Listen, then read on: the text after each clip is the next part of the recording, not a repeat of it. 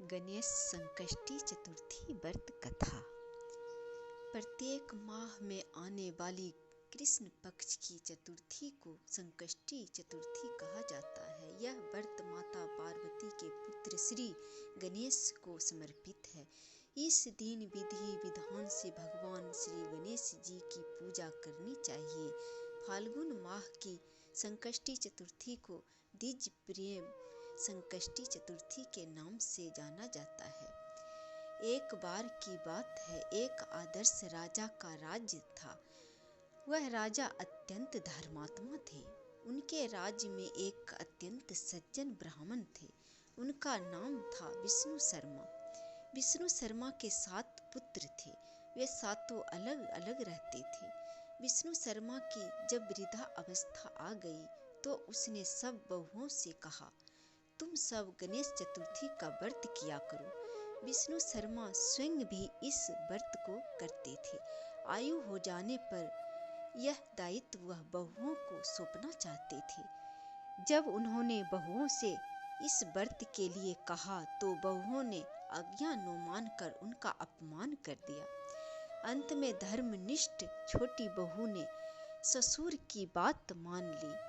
उसने पूजा के सामग्री की व्यवस्था करके ससुर के साथ व्रत किया और भोजन नहीं किया। ससुर को भोजन करा दी। जब आधी रात बीती तो विष्णु शर्मा को उल्टी और दस्त लग गए। छोटी बहू ने मल मूत्र से खराब हुए कपड़ों को साफ करके ससुर के शरीर को धोया और पोंछा। पूरी रात बिना कुछ खाए पिए जागती रही और ससुर का सेवा करती रही। व्रत के दौरान रात्रि में चंद्रोदय होने पर स्नान कर फिर से श्री गणेश की पूजा की, विधिवत पारण किया। विपरीत स्थिति में भी अपना धैर्य नहीं खोया। पूजा और ससुर की सेवा दोनों श्रद्धा भाव से करती रही। गणेश जी ने उन दोनों पर अपनी कृपा की।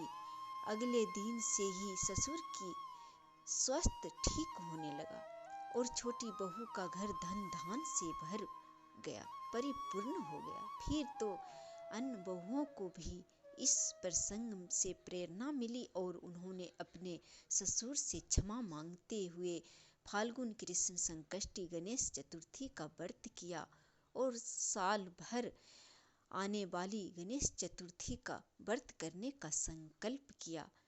फिर गणेश जी के कृपा से सभी बहुएं सुखी संपन्न हो गई और सारी दुख दरिद्र कष्ट दूर हो गया।